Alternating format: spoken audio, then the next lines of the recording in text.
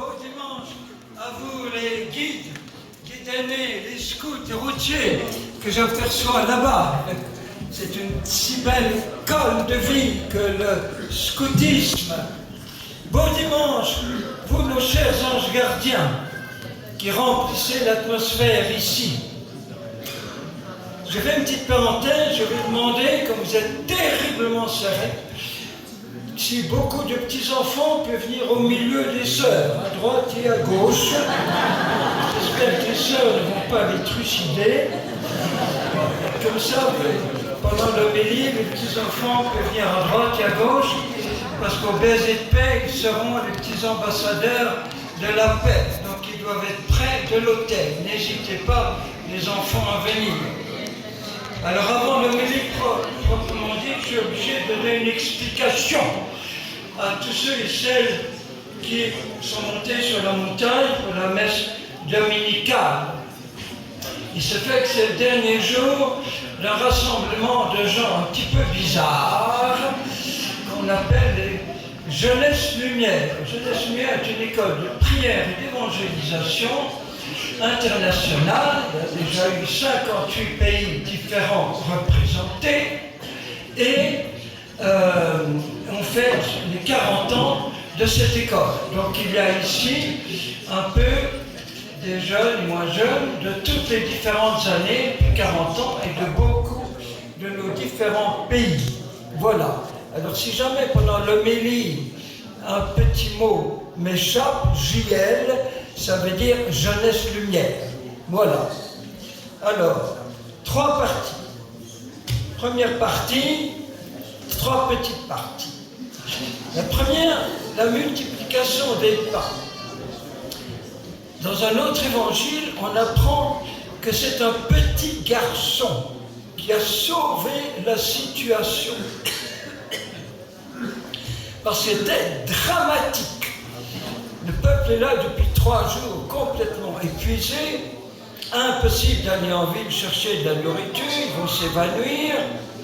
Et Jésus, bizarrement, ne veut rien faire tout seul. Il pourrait, ça ne lui coûte rien de transformer des pierres en bons petits croissants. Il a tout voulu suspendre un petit garçon qui a offert tout son pique-nique alors que c'était stupide. Qu'est-ce que c'est que 3 petits croissants, plutôt 5 petits pains et 2 petits poissons pour 4000 hommes, sans compter les femmes et les enfants, pour 15 000, 20 000 personnes. Ça sert à rien, c'est stupide. Je vais garder mon pique-nique pour moi, évidemment. Eh bien non, Jésus a fait cette multiplication à partir du don de ce jeune garçon. Il donne tout ce qu'il a et après Jésus. Et ça vaut pour nous aussi. Tout ce que nous donnons au Seigneur généreusement, le Seigneur le multiplie. C'est la première chose que je voulais dire. Deuxième, l'Eucharistie, parce que c'est une formidable image du Christ à toutes les générations, sur toutes les latitudes, par milliards et milliards et milliards. L'Eucharistie est une greffe du cœur. Il se fait qu'il y a juste une semaine, j'ai été opéré du cœur. Parce que mon cher cardiologue m'a dit, écoute mon cher frère, il se fait que ton cœur n'a pas assez respiré dans le souffle de l'Esprit Saint. Et la greffe du cœur de Jésus n'a pas bien pris. Il y a des méchants anticorps, c'est un peu compliqué. Donc, on doit te mettre une nouvelle valvule. Alors, qu'est-ce que ça veut dire? Ça veut dire que souvent, nous pouvons avoir, par exemple, des valvules mitrales, ce qui empêche le sang de couler librement à travers tout le corps. Ça peut entraîner des membres ischémiques, etc., etc. Et grâce à la confession, au sacrement de réconciliation, on peut avoir des nouvelles valvules qui nous donnent une nouvelle jeunesse. Très important, je n'ai pas le temps de développer. Troisième petit point de la première partie, l'adoration du Saint-Sacrement. ça transforme une vie, ça anticipe le ciel. J'adore celui-là même que je verrai au ciel, celui-là même que les anges et les saints sont nos champions JO, si je puis dire, sont en train d'adorer en ce moment même. Et il y a une parole extraordinaire du pape Benoît XVI que les JL ont entendue lors d'une procession du Saint-Sacrement dans les rues de Rome, où il dit « Personne ne doit s'agenouiller devant un dictateur. On s'agenouille devant Dieu. On s'agenouille devant Jésus présent dans le Saint-Sacrement. Et celui qui s'agenouille devant son Seigneur, il peut tenir debout devant son persécuteur. Benoît XVI, c'est formidable. Donc l'adoration est d'une force extraordinaire pour le combat d'aujourd'hui.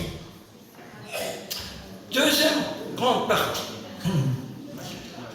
Jésus va décoder lui-même cette multiplication des pains dès le lendemain, après sa nuit en prière sur la montagne, où va devoir rejoindre ses disciples en pleine tempête, en marchant sur l'eau. Il y a ce qu'on appelle son grand discours dans la synagogue de sa petite ville très aimée de Capharnaüm, au bord du lac. La synagogue se trouve tout près de la maison de Pierre, où logent les apôtres, c'est le quartier général des apôtres, et tout près du port. Et 21 fois, en un seul chapitre, il y a deux mots qui reviennent sans cesse. Vie immortelle, résurrection. Vie immortelle, résurrection. Parce que celui que je reçois dans l'Eucharistie, bien sûr, c'est le petit enfant in situ, c'est le bébé de Bethléem, c'est le prédicateur, c'est l'héros de Galilée, c'est Jésus en son agonie et sa passion. Mais parce qu'avant tout, c'est Jésus du matin de Pâques, Jésus qui apparaît à sa chère petite Marie-Madeleine. C'est Jésus ressuscité avec toute sa vie immortelle. En Marie, il est venu prendre toute notre condition mortelle. Dieu immortel peut partager ma mort jusqu'au bout. Et voilà qu'il déchire le mur de la mort et est vivant à tout jamais. Qu'est-ce que ça veut dire? Ça veut dire que dans un monde de mort aujourd'hui en Occident, il nous faut être les chevaliers de la vie. La vie est tout son bonheur. Dans ce monde d'extrême violence, il nous faut être les chevaliers de l'amour, dans sa douceur. Dans ce monde de mensonges, être les chevaliers de la vérité en sa splendeur. Et je rajoute, dans ce monde capsulé dans la matière, un symbole, dans les villes illuminées, on ne peut même plus voir les étoiles briller la nuit, les constellations. Une grande partie de la société est aveugle sur le monde céleste, sur le monde de l'avenir. Et là, il nous faut être les prophètes de la beauté et de la joie, les prophètes de la splendeur de Dieu, splendeur dans sa création, splendeur dans tous les miracles que l'Esprit Saint opère dans nos cœurs, les prophètes de la joie divine, une joie plus profonde, plus forte que toutes les épreuves, les souffrances, les croix et les tristesses de la vie. la joie du ciel qui descend sur la terre. Il y a un très beau mot de l'Écriture. Lève-toi, debout, sur la montagne. Tourne-toi vers l'Orient et tu verras la joie qui te vient de Dieu.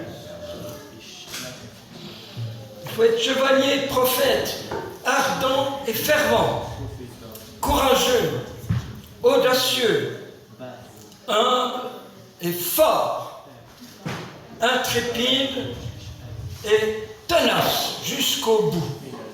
Entre autres, être prophète du futur. Et ici, je vais vous faire ce qui va être une révélation pour beaucoup d'entre vous. Je vous demande d'être très attentifs. Nous prononçons une phrase incompréhensible apparemment dans notre credo. Il est descendu aux enfers. Descendu aux enfers. Qu'est-ce que ça veut dire? Ça veut dire, dans un premier temps, il descend dans nos enfers. Au fond de l'enfer, le ciel ouvert. J'en ai cité des quantités d'exemples bouleversants dans mon livre sur la guerre au Liban, dans mon livre sur l'atroce génocide au Rwanda, il y a juste 30 ans, cette année. Et tous nous avons des exemples qu'au fond du plus grande souffrance, il y a des merveilles d'amour, de don de soi. Je voudrais avoir des heures devant moi pour vous donner des exemples, mais vous en trouverez dans vos vies à chacun. Mais surtout, ça veut dire ceci. C'est que le vendredi saint au soir, jusqu'au matin de Pâques, que fait Jésus? Où est Jésus? Son corps repose dans la tombe. Où est son âme? Où est l'âme de Jésus? Qu'est-ce qu'il fait? Qu'est-ce qu'il fabrique? Il évangélise. Ah, incroyable. Il va rejoindre tous ceux qui l'ont précédé, qui n'ont pas eu la joie de vivre l'évangile parce qu'il n'était pas encore venu. Et donc, il va faire rentrer dans son royaume tous les justes de la première alliance, Adam et Ève, avant tout, Saint Adam, Sainte Ève, et puis David, etc., tous. Mais, que nous dit Saint Pierre, le premier pape, dans sa première encyclique, au chapitre 3, il donne une précision inimaginable. Il est allé rejoindre ceux qui, au temps de Noé, ont refusé d'entrer dans l'arche. Et ceux qu'à l'époque de Jésus, on appelait les rebelles. Il va chercher les rebelles. Ceux qui aujourd'hui refusent d'entrer dans l'Église pour bien des raisons compréhensibles parfois. C'est eux qu'il va chercher. Et ce n'est pas une fois en passant, pendant le samedi saint historique, il y a 2000 ans. C'est permanent. Ça se passe à chaque fraction de seconde. J'en ai la preuve. Jean, évangile de Jean, chapitre 5, verset 3. Amen, amen, je vous l'ai dit. C'est une proclamation très solennelle. Ceux qui sont dans les tombeaux entendront la voix du Fils de l'homme. Et c'est dans l'aujourd'hui constant. C'est pas une fois en passant. Voilà, je fais entendre la voix juste pour quelques personnes. C'est tout dans sa vie que chaque être humain, quelle que soit sa religion, sa culture, sa nationalité, son âge, sa maturité, tout ce que vous voulez, baptisé ou pas, tout être humain, à l'instant de la passerelle, où on passe du mot Pascal, Pâques, où on passe de la terre au ciel, rencontre la personne même de Jésus, qui propose à sa liberté toute la splendeur de son royaume, une éternité de bonheur, de gloire, de paix inimaginable, en crescendo en plus, pour à tout prix éviter l'enfer, pour que personne n'y aille, le moins possible, quitte à passer par ce chef-d'œuvre de la miséricorde qu'on appelle maladroitement le purgatoire, mais qui est une merveille, qui est, après notre naissance au ciel, les petites mamans qui sont là peuvent comprendre, il faut 2-3 semaines pour que le petit bébé puisse voir clairement les choses. Alors pour ceux qui sur terre n'auront jamais reconnu Jésus, ou n'auront jamais reconnu dans son église, dans sa création, dans son sacrement, dans les pauvres, leurs yeux ne sont pas prêts à voir directement le visage glorieux de Jésus. Et c'est Marie qui vient au purgatoire préparer nos petits yeux pour être capable de cette transition des ténèbres terrestres au plein jour, au soleil du ressuscité. Et ça, c'est extraordinaire. Ça nous donne une espérance folle pour ceux qui quittent cette terre souvent brutalement, peut-être plongés dans l'occultisme, le spiritisme, dans toutes sortes de drogues, etc. Jésus vient les libérer, Jésus vient les sauver. Bien sûr, quelle tristesse de vivre toute notre vie terrestre sans connaître et aimer Jésus, évidemment. Mais, à ce moment-là, tout homme rencontre Jésus. C'est la révélation. Et personne n'en parle, ou si peu, alors que c'est intrinsèquement partie, comment on dit, de notre credo, comme je l'ai dit. Encore une chose, toute cette catéchèse de Jésus sur l'Eucharistie se termine par un mot bouleversant. Parce que beaucoup quittent Jésus. Trop, c'est trop. Dire celui qui mange ma chair, qui boit mon sang, aura la vie immortelle. Il est complètement taré. On abandonne Jésus. Et Jésus pose la question, et vous, voulez-vous me quitter? Et Pierre prend la parole. Mais Seigneur, à qui d'autre irions-nous? Et là, il faut affirmer, nous n'avons pas d'autre sauveur que Jésus. Il n'y en a pas. Ni Poutine, ni Bible, ni Trump, peu importe.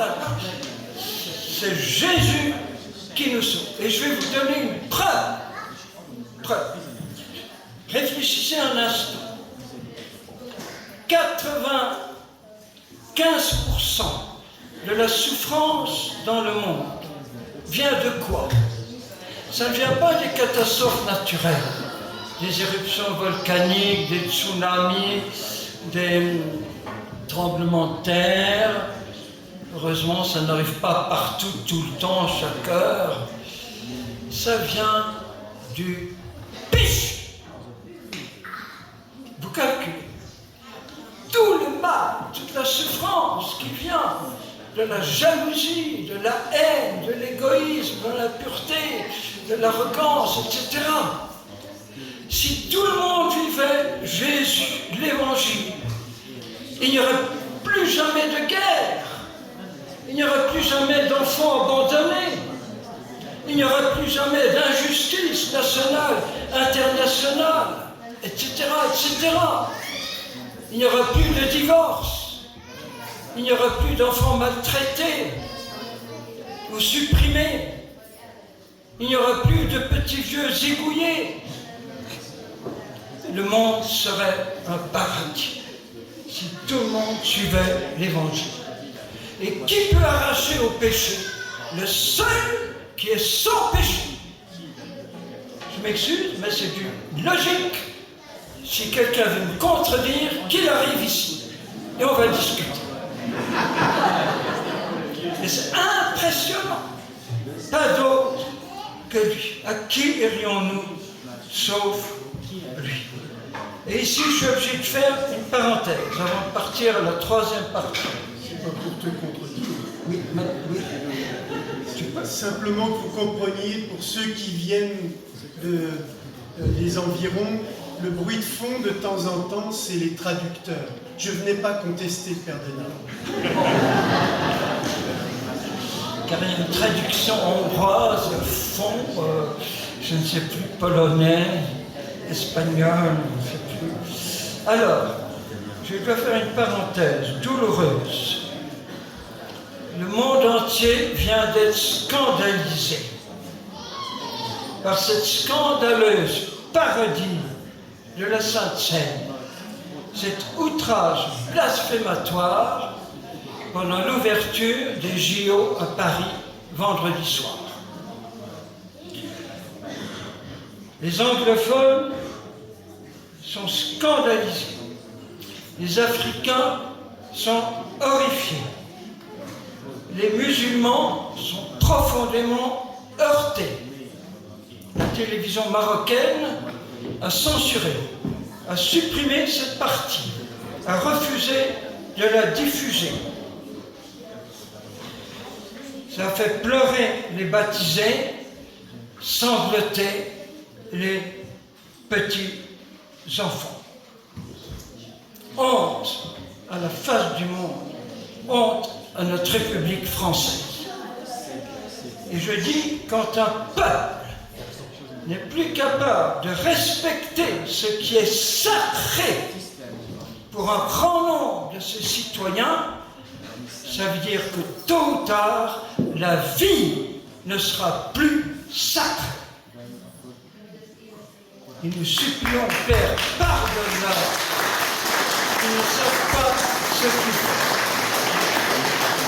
Je dois achever. Troisième partie, cette foule qui est nourrie par Jésus, cette merveilleuse image de l'Église de Jésus.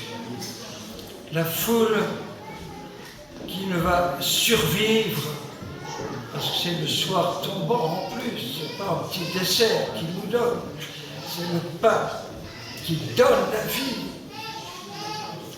Et l'Église aujourd'hui, en Occident, en France, passe, je dirais, par une certaine zone de perturbation, comme ça arrive en vol. Beaucoup peuvent être profondément troublés, à juste titre, par les abus. Notre merveilleux pape, tellement attachant, peut aussi être très déroutant pour beaucoup, etc. Je vais juste dire trois choses, trois réponses. La première, je donne le micro à ma petite sœur de 18 ans qui s'appelle Jeanne, née à Domrémy. Et elle dit un mot, une phrase, qui est immortalisée dans le catéchisme de l'Église catholique. Mais ta vie, ça veut dire pour moi, Jésus et l'Église, c'est tout un. Mais le catéchisme a oublié de mettre en note dans quelles circonstances elle le dit. Elle, petite innocente, est en train d'être condamnée à la plus horripilante des morts, à être brûlée vive à 18 ans.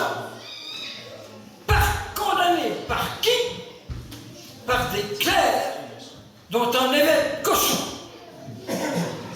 Elle voit le pire visage humain de l'Église, je dirais l'Église prostituée, comme diraient les pères. Et c'est à ce moment-là que son regard perce toutes les apparences et voit et adore Jésus. Mais ce deuxième point, c'est Jésus en sa passion. Quand vous contemplez le Saint-Suaire de Turin, vous voyez un corps couvert de crachats, parce qu'il n'y a pas eu le temps de laver son corps, couvert de sang. Et l'Église, c'est Jésus en sa passion, continuant sa passion dans le monde, couvert des crachats de nos péchés, des plaies, des blessures, des persécutions plus violentes que jamais aujourd'hui dans 53 pays du monde. Les baptisés sont persécutés insidieusement ou violemment. Eh bien, rien à faire, ça reste le corps de Jésus. C'est le corps de Jésus lui-même. Et troisième point, sur l'Église, ce sera mon dernier mot, c'est le mot de Jésus. Les portes de l'enfer ne pourront rien contre elle. L'Église est immortelle, malgré tant et tant de pauvres membres, pécheurs que nous sommes. Que celui qui est sans péché parmi vous jette la première pierre à l'Église. C'est Jésus en sa passion. Jésus, l'Église immortelle, parce qu'au ciel, il n'y aura plus que l'Église glorieuse à tout jamais. Alors, tout se résume en Amen. A pour adoration, c'était la première partie. M pour mission, c'était la seconde partie. E pour Église, c'était la troisième partie. Et N, ça veut dire vivre ça tout naturellement.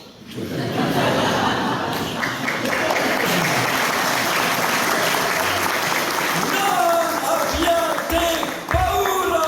Je vois le visage de notre Saint Jean-Paul II. N'ayez pas peur. Notre monde est paralysé par la peur. On a peur d'une guerre nucléaire, on a peur de demain, on a peur des événements politiques, on a peur de la droite, de la gauche, tout ce qu'on a tout le temps peur, tout le monde a peur. N'ayez pas peur. Ne laissez pas Satan voler votre espérance, votre joie d'être enfant de Dieu, une joie immortelle, parce que Christ est ressuscité. Christ est ressuscité.